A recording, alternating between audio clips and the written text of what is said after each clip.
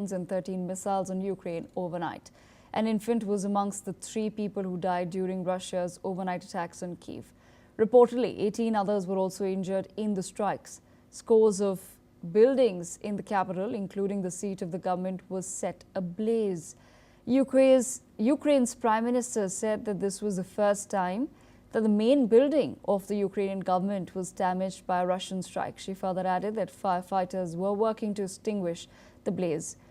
Meanwhile, Ukraine has attacked the Druzhba oil pipeline in Russia's Bryansk region, according to the commander of Ukraine's drone forces. The transit pipeline supplies Russian oil to Hungary and Slovakia. The commander of the drone forces said that comprehensive fire damage was inflicted on the pipeline.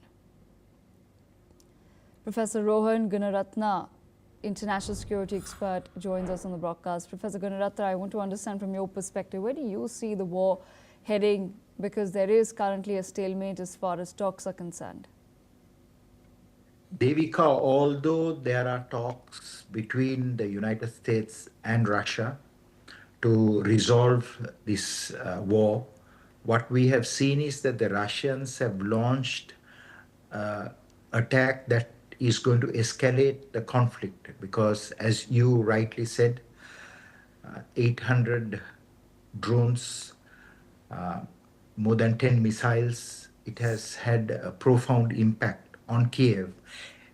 One of the attacks damaged the cabinet of ministers office very significantly, that entire building.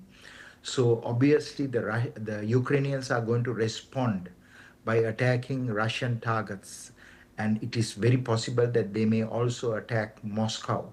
So what is important for everyone to understand is that there must be more efforts at bringing a negotiated settlement to this conflict. Otherwise, more civilians will die, and also more high-rise buildings will be attacked. For the first time, we have seen targeted attacks against high-rise buildings, especially government buildings. Of course, the civilians also have perished in this latest attack, and it is likely to repeat in the coming days and coming weeks and coming months unless there is a swift move towards dialogue and discussion to resolve this conflict. But Professor Gunaratna, a lot of emphasis has been laid on increasing the sanctions on Russia at this point in time. If that methodology has not worked in the past 3 years, why will it work now? Sanctions itself is not having an impact on Russia because the Russians are still able to build their military capabilities with their partners and to fight back. So I think that the world needs to think of a scenario beyond the sanctions. I mean, so there have been sanctions against Iran, but Iran has been building a nuclear capability. So you can see that sanctions itself is insufficient. But in the case of Russia, because President Trump and President Putin has developed a relationship, they met in Alaska, and now they are planning to meet again, possibly in Moscow.